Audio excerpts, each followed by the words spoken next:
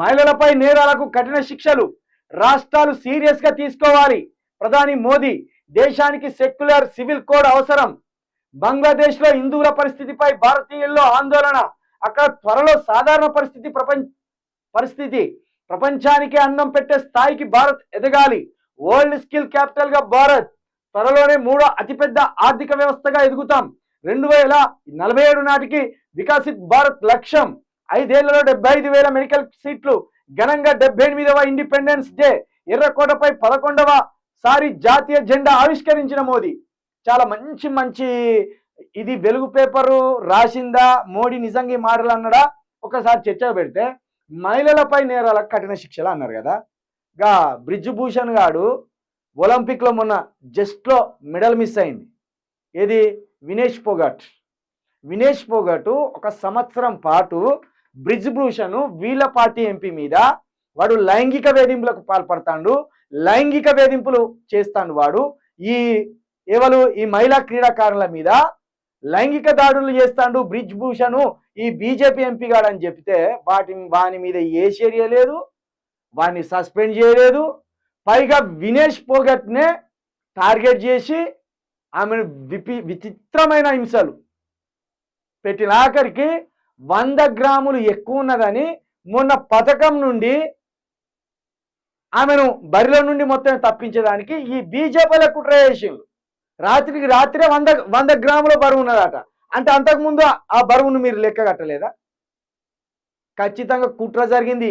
వినేష్ పోగట్ ఒక బంగారు పథకమో, ఒక కాంస్య పథకమో, ఏదో ఒక పథకం తెచ్చేది. 100 గ్రాముల బరువు ఉన్నదని రాత్రికి రాత్రి ఆమెను తప్పించేసేది. ఖచ్చితంగా దాని వెనుక ఈ బత్తాయిల ప్రభావం ఉన్నది. ఎందుకంటే ఆమె గోల్డ్ మెడల్ తెస్తే మోడీతో సహా ఎవడు ముఖం ఎత్తుకోలేకుండా ముఖం దించుకుని బయట. కాబట్టి ఒక ఆడది మనల్ని ఇట్లా సిగ్గుపోయేదాకా తీసుకొచ్చింది. ఒక ఆడది మనల్ని మనం తలెత్తుకోలేని దాకా ఒక ఆడది పోరాడింది అనేది వాళ్ళు మనసులో పెట్టుకొని ఏదో ఒకటి చేసింది. ఇంకేమంటాడు? కఠిన శిక్షలు చేస్తారట. కఠిన శిక్షలు అట. ముందు బ్రిజ్ భూషణ్ అన్నటువంటి తీసుకపోయి జైలు. అప్పుడు మీరు ఈ మహిళా లోకానికి నిజంగా రెస్పెక్ట్ ఇచ్చిన వాళ్ళు. నీ పార్టీలోనే ఉన్నారు అత్యాచారం చేసేటోళ్ళు, నీ పార్టీలోనే ఉన్నారు లైంగిక వేధింపులకు పాల్పట్టేటోళ్ళు. మళ్ళీ నువ్వే ప్రధానమంత్రి స్థాయిలో ఉండి కఠిన శిక్షలాట. సిగ్గుపోతుంది మోడీ గారు. ముందు వాడిని తీసి బయట గుంజి పడేయరు. ఇక దేశానికి సెక్యులర్ సివిల్ కోడ్ అవసరం అట. 100% అవసరం. ముస్లింల మీద, క్రైస్తవుల మీద, సిక్కుల మీద, వీళ్ళందరి మీద మీ పార్టీ హిందువులు ఎవరు దాడి చేయట్లేదు. ఓన్లీ బీజేపీకి సంబంధించిన హిందువులు మాత్రమే, బీజేపీ పార్టీలో సభ్యత్వం ఉన్న హిందువులు మాత్రమే క్రిస్టియన్స్ మీద, ముస్లింల మీద, సిక్కుల మీద దాడులు చేస్తున్నారు. ఖచ్చితంగా ఈ దేశానికి సెక్యులర్ సివిల్ కోడ్ అవసరం. ఇంకేంటిది? బంగ్లాదేశ్లో హిందువుల పరిస్థితిపై భారతీయుల్లో ఆందోళన. ఏం ఆందోళన లేదయ్యా మాకు. అది వాళ్ళ దేశము, ఆ దేశ ప్రజలను ఆ దేశం ఎట్లా రక్షించుకోవాలో వాళ్ళకి తెలుసు.